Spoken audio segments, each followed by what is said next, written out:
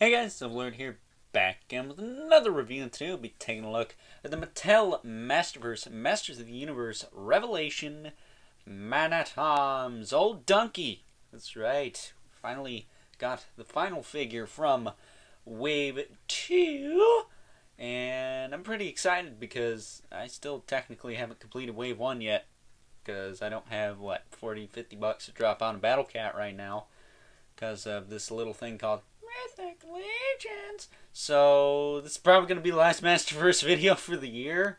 Second last. I'm going to do an overview of this wave, actually, including the Deluxe Faker tomorrow.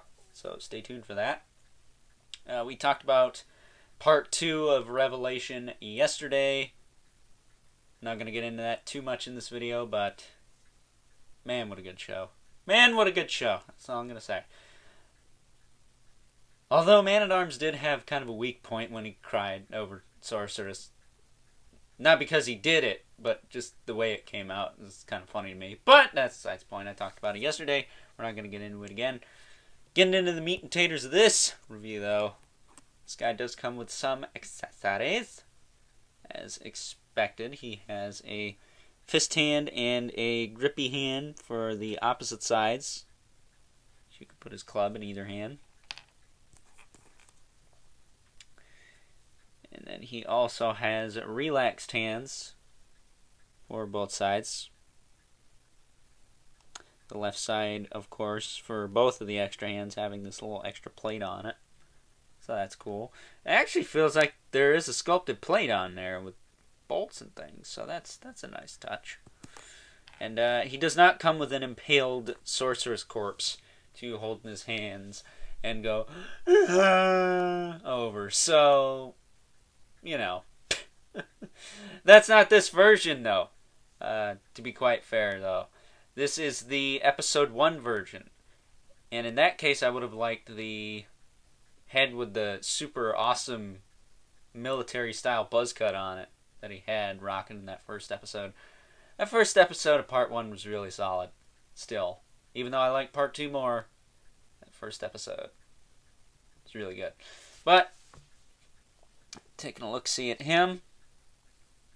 He comes with his club, signature club, which fits in his hand quite nicely. Not quite as hard to put in there as Spike Oars, but it is a big old honking thing. You smack the crap out of somebody with that. And you can have it all on his shoulder like Thug Life, so that's also cool. I will say the elbows on this guy were super tight. I had to heat them up with some hot water quick. My mighty heat duct hasn't kicked on for a while today, so I had to resort to hot water, which I don't like doing because I kind of waste water, but I wanted to get it done for the video, so I'd have it to utilize. But taking a look-see at him, it looks like Man-at-Arms did. Tried and true Man-at-Arms. So if you like Man-at-Arms, it's a figure for you. It's straight classic Man-at-Arms. Really, it's just a He-Man buck with some new parts on it. And, I mean, what more do you need? So articulation on this guy.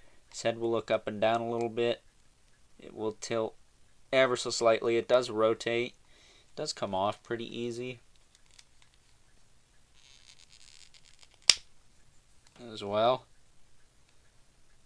So you can do what you want with that.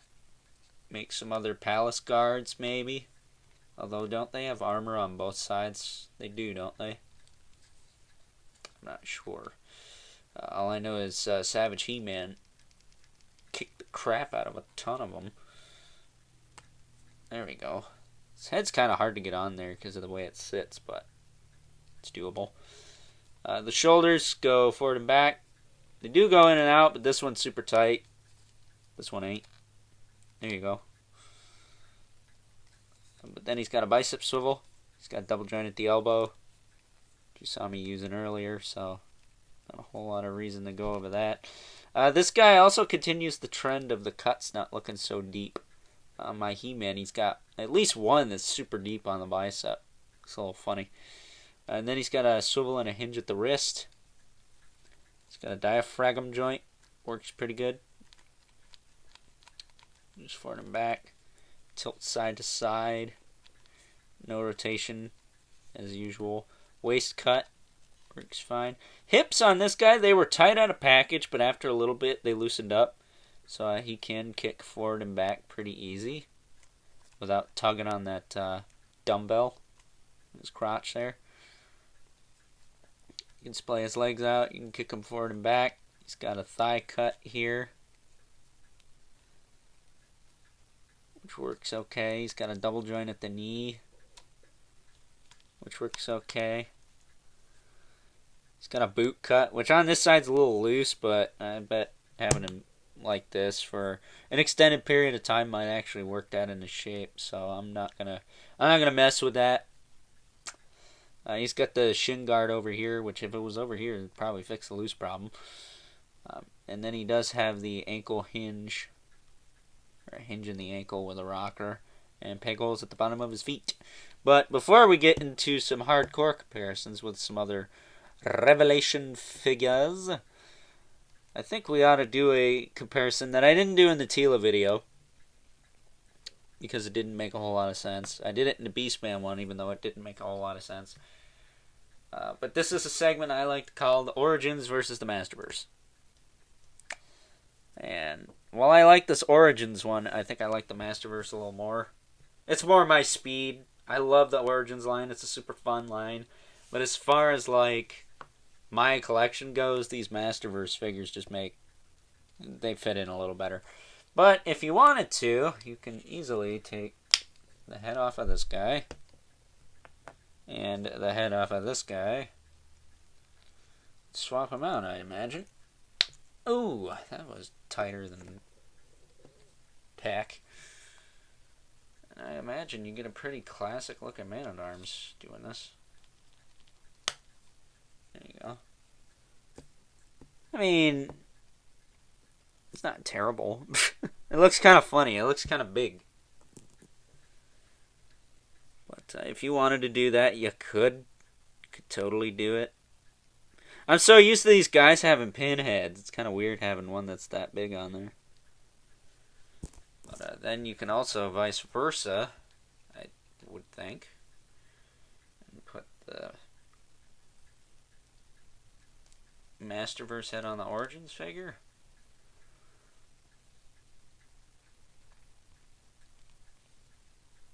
I think that's actually as far down as that's going. Which doesn't look terrible. I mean, it's a little bit more in proportion with the Origins figure. It's a small head, yeah, but I don't know. If you wanted to do that, you could. The vintage MOTU figures' heads are supposed to be a little bigger than the normal, I would think, anyways, but ooh. Yeah, these are not easy to pop off. I would advise using heat and not just being a straight savage, ripping everyone's head off and stuff like a maniac. Getting this one back on. There you go. Give him his club back, which can be easier said than done to get in his hand, but again, not as hard as Bikor. Looks cool. I dig him, man. It's a Revelation Man-at-Arms. A lot of people are saying this is the best figure in the line so far. I don't know if I go that far. I think I'm still partial to Skeletor. I mean, I can't help it. The fact he's not show accurate and looks more like 2000X Skeletor also kind of helps with that.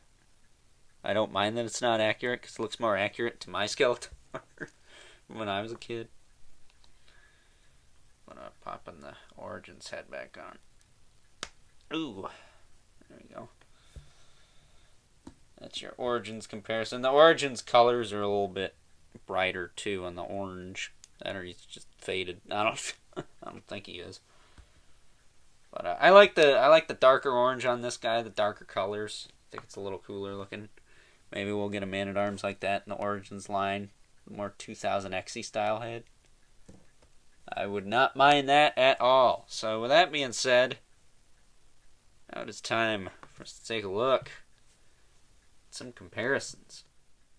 First up, here is our new-ish Man-at-Arms next to the last two figures I reviewed from this wave. We got the Tila, who is from the Time Warp Again part of, well, the series. She looks like this for the majority of the series, but that's okay. Once again, I think her character very much improved in the second half. I seriously think they should have just released both halves at the same time. Probably would have saved all the whining and complaining that we've seen for the past few months now. But I digress. And then we also have Spikor, who I think is my favorite from this wave just because it's Spikor. And he was also kind of cool in the show, especially when he scared the poop out of T-Biz. That was funny. But yeah, Man-at-Arms scales pretty well with these two. But again, he is based off the episode 1 look. So hopefully we will get the Glenn Benton of Deicide looking one with the long hair and the more haggard looking Man-at-Arms from, well, the majority of the series at some point.